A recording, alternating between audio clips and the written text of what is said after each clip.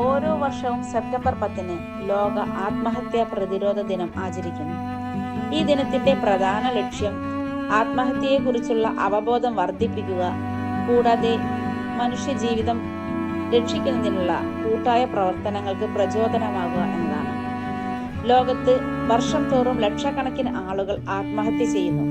ഇതിന് പിന്നിൽ മാനസികാരോഗ്യ പ്രശ്നങ്ങൾ, സാമ്പത്തിക പ്രതിസന്ധി, സാമൂഹിക അവഗണന, ബന്ധങ്ങളുടെ തകർച്ച തുടങ്ങി നിരവധി കാരണങ്ങളുണ്ടെന്ന് പഠനങ്ങൾ വ്യക്തമാക്കുന്നു.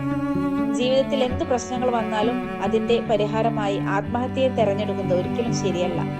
പ്രശ്നങ്ങളെല്ലാം കടന്നു പോകുന്നവയാണ്, പക്ഷേ ഒരിക്കൽ ജീവൻ നഷ്ടപ്പെട്ടാൽ അത് തിരികെ ലഭിക്കില്ല.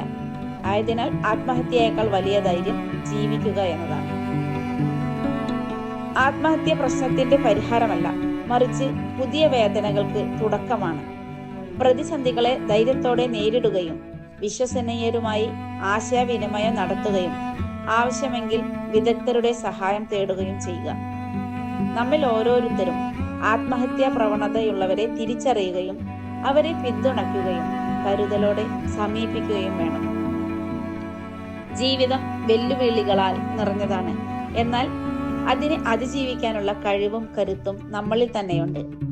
പ്രത്യാശയും കരുതലും മാത്രമാണ് ജീവനെ രക്ഷിക്കുന്ന ശക്തി. ജീവിതം വിലപ്പെട്ടതാണ്, അത് കരുതലോടെ സംരക്ഷിക്കാം.